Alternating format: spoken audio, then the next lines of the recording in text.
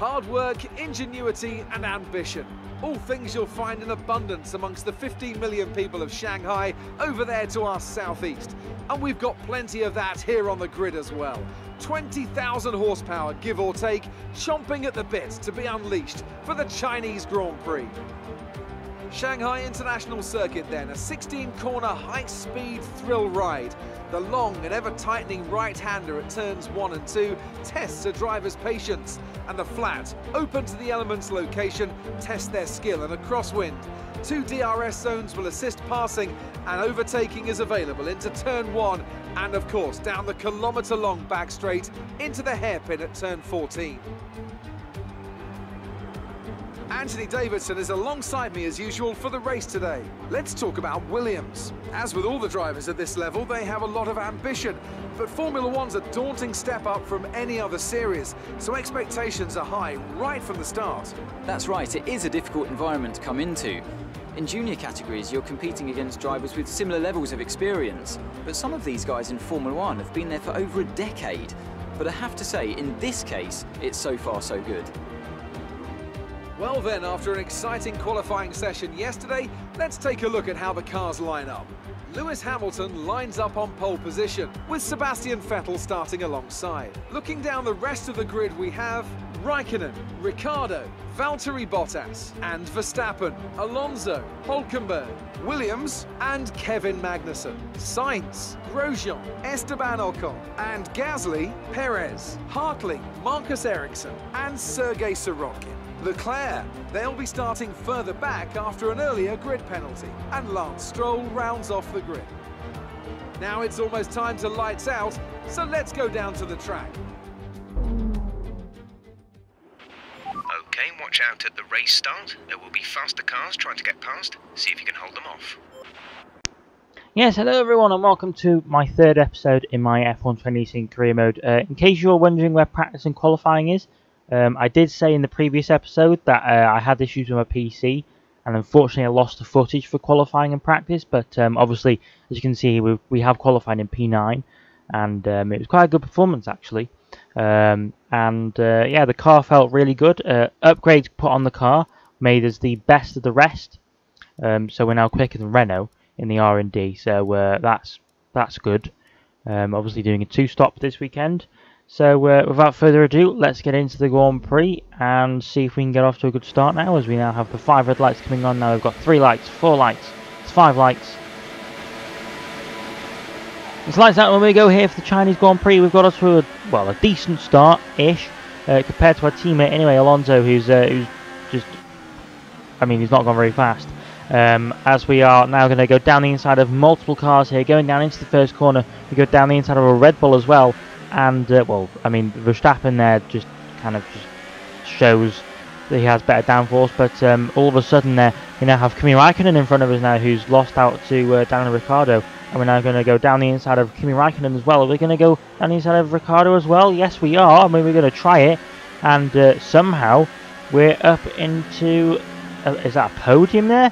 I can't quite tell because of the sky and all that. But I think we're in 3rd place now. Of the Grand Prix, and we're now actually keeping up with Hamilton, which is quite surprising. I had no idea we had this pace, but unfortunately we lose the rear end on the exit of that corner, and now Daniel Ricciardo, I think this is going to go down the inside of us here into this section, and we lose the rear end once again, so the rear tyres are starting to go off here, and managed to successfully defend Daniel Ricciardo. And moving on to lap 4 of the Grand Prix then, we are now going to come in for our first pit stop of the Grand Prix. Obviously the Ultras don't really go that far in a Grand Prix, so we weren't really expecting to go that far into this Grand Prix on those tyres. So a good start then. Really wasn't expecting to be in a podium position, and legitimately in a podium position, because everyone behind me, they weren't quick, so they were overtaking me after each other, but there was literally I don't know, we just had really big pace. I don't know why. But coming out of the pit lane then, we are in P14, is that? P30? I can't really tell. The sky is just, it's getting in the way of the number. But as we catch up to the back of this train now, as we go down the inside of Lance Stroll, who's on his soft tyres, and now we're catching up to his teammate Sorokin. And I mean, that Williams is just a terrible car. I mean, yes, it's quick in a straight line, as you can see here, but the downforce that it has is just non-existent. Like, it seems like if you were stuck behind it, going around a corner, it's just the downforce is non-existent. And now we have that's Sebastian Vettel there, just overtaking these two Alfa Romeo Saubers. So we've caught right up to the back of Sebastian Vettel as well, who was leading the Grand Prix, I will say. Yeah, we're now going to try and overtake these two Saubers as well as they go side by side. I'm just going to hold back a little bit. As you can see, I've turned off DRS, and now we're going to go down the inside of both of them into turn 1, and that is us up into P9 after everyone else has made their pit stops. I will say that Hamilton is doing a 1-stop, so he's probably going to win this Grand Prix, as we're now right behind Hartley, who is also doing a 1-stop, I think. So this should be easy. Going down the back straight with the Toro Rosso Honda, but as you can see here, it's giving us a good run for our money. But as soon as we get DRS, I mean, DRS is just going to help us all the way down the back straight, and we managed to get past him before the braking zone. So yeah, that was quite an interesting overtake. As you can see here, on lap 8 of the Grand Prix, as we now show a replay of us overtaking there. With our shiny orange helmet, or gold, or whatever it is, I don't know. I've tried to make it orange because of the car, but obviously it didn't work. But cutting on further on to the race now, we now have Sebastian Vettel trying to get through the Force Injures and a Toro Rosso. One of the Force Injures locks up there, and it's compromised Sebastian Vettel actually. He hasn't actually managed to get past him. So we're now catching right up to the back of Sebastian Vettel, and somehow we're actually managing to keep up, as that's Hamilton on the right hand side there. So he's only just come out of his first pit stop, and one and only pit stop of the Grand Prix. As you can see, the AI are going really slow through here, and I don't know what Sebastian Vettel was doing. He was just stopping in the middle. Like, look at him, he's just stopping in the middle of the road. Like, I don't know what he's trying to do, but I mean, we're actually legitimately fighting for a podium here. I don't know how this has happened. I don't know if this is the new upgrades or what, but we're actually legitimately fighting Sebastian Vettel here for a podium. I mean, we're not going to win the Grand Prix because Hamilton is right behind us and he's not going to stop again, whereas we have to. So it's not really going to make sense. But as we've taken an alternative line through this section here, as we're now going to do a switchback on Sebastian Vettel, we're actually going to overtake Sebastian. We've overtaken Sebastian Vettel, and now as we are going to try and overtake this Force India here. Unfortunately, it has a Mercedes engine and we have a Renault power unit, so it's not going to really work out that well. But we did manage to keep up, and we dive it down the inside of Esteban Ocon, or no, Perez, sorry, and we now have a car in between us and Sebastian Vettel. So I don't know how this has happened, as we get a great exit from the final corner there, and we're now going to go try and overtake Sergio Perez here as well. And no, that's Ocon. God damn it! I just apologise for that. I don't know what's going on. As we dive it down the inside of Esteban Ocon anyway, and we now have two cars in between us and Sebastian Vettel, so I don't know what's going on here. As we now have Toro Rosso with Pierre Gasly, who is, of course, going to Red Bull next year, so this should be fun. And obviously, for some reason he just backs out of that move, and we now sail past him, as we now have Sebastian Vettel going side by side with Pierre Gasly there. So obviously the two Force Injures have appeared. Oh no, they haven't. He's actually got past them, so that's interesting. As we now have Roman Grosjean, I think, and Sainz pitting in, and we are now legitimately in the lead of the Grand Prix. 3 races into this career mode, and we're leading the Grand Prix. As we now have Lewis Hamilton overtaking Pierre Gasly now, so the leaders are slowly managing to get through all the traffic. So slightly bad news for me, but it's also good news for me. But coming in for our second pit stop of the Grand Prix then, after leading a race for a few laps, which is not going to happen for long anymore, because Lewis Hamilton is going to go on to win this Grand Prix, probably because he's doing a 1-stop, and me and Vettel are not. So yeah. Anyway, coming in for our pit stop, Sebastian Vettel has already come in for his pit stop, so he's tried the undercut, and I came in this lap because of Vettel pitting in this lap. I mean, I'm not really going to affect Alonso because he's just come in because he's miles behind. But this pace isn't just me, by the way. Alonso is actually... Oh, as we've been jumped by Sebastian Vettel. Great. But yeah, this pace isn't just me. It's actually Alonso as well. Like he's fighting a Red Bull further down the grid. So it's not just me with a lot of pace. As we now have Sebastian Vettel overtaking Haas, I think. As we now catch up to the back of the Haas as well of Roman Grosjean. Let's just hope he doesn't get disqualified for an illegal flaw, or I don't know why I just said that. But again, he does what Pierre Gasly did and just moves out of the way. Like, I don't really understand why the AI are doing that. But as we get a great run through the last corner now, as we're now right on the back of Sebastian Vettel, as we set a new fastest lap of the Grand Prix as well. Are we going to go down the inside here into turn 1? No, we're not. We're going to hold back, but we're now going to plant the power down a lot earlier than him, and we're going to go down the inside of Sebastian Vettel into the third or second corner, and we're now up into a net second place.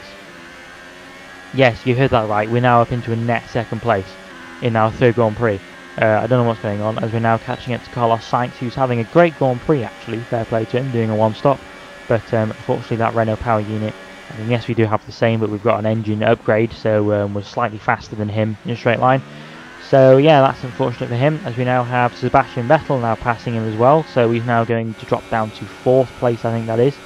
Yeah, as you see, Sebastian Vettel actually on his steering wheel has actually used up all of his ERS. So that's interesting. As we're now cut on to lap 20 of the Grand Prix going to 21, the gap to Hamilton is 15.7 seconds, and the gap to Vettel is 2.7. So we're not going to catch Hamilton, that's a sure fact. And 4 laps later, it's for 15.4 and 2. I think is that 2 seconds. I can't quite see because of the preview screen. But Sebastian Vettel is keeping us honest, and cutting on to near the end of the Grand Prix, we now have a Sauber, I think, of Ericsson, who's just pulled off to the side of the road. I don't know why he's done that. But cutting on to lap 26 Grand Prix, we now have Sebastian Vettel closing up on us here as tyre wear is starting to kick in, and he's now 1.6 seconds behind us. And yeah, we now have we're now cutting on to the end of lap 28, I think this is, and Esteban Ocon is out. Wow.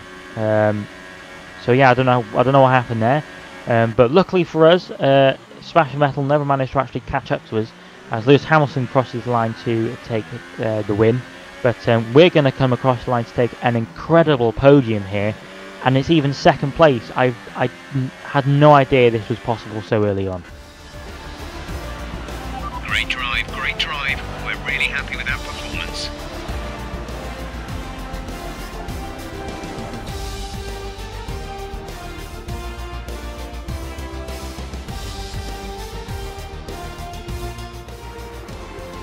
And Mercedes have pulled off a great victory here today. So, Ant, how exactly did they set themselves apart from the pack today? I feel like consistency was probably the key today. There's being quick, and then there's being quick lap after lap after lap. If you can do that, you can capitalise on other people's errors without making many of your own.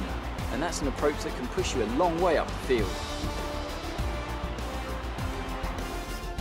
So as I say that, we can see the drivers coming out now to collect their trophies. It's yet more silverware to take back to their base in Brackley after another excellent Grand Prix.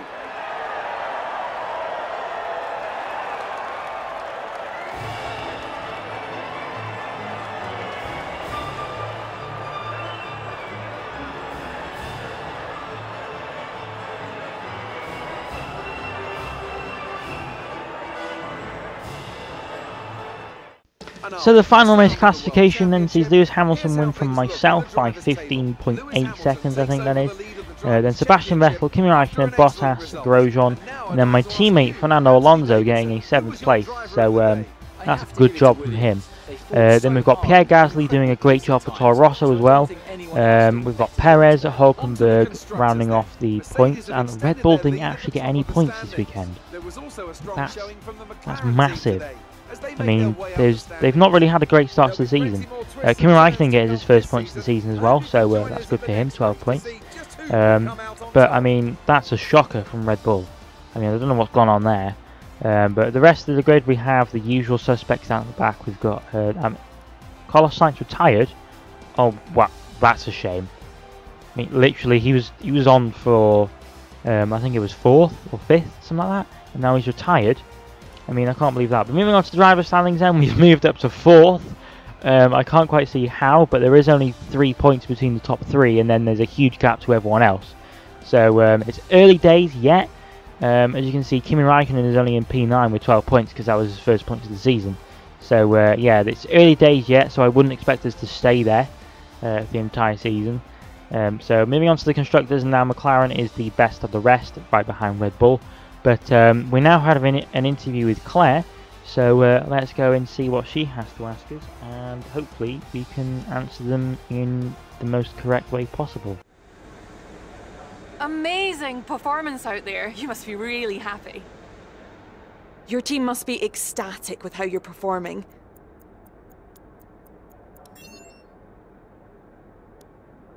You were cutting your way through the field during the race.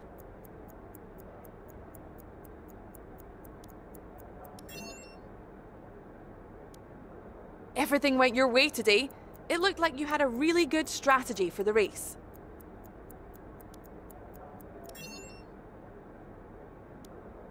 Things were close between you and your rival, but it looks like you're coming up top, doesn't it?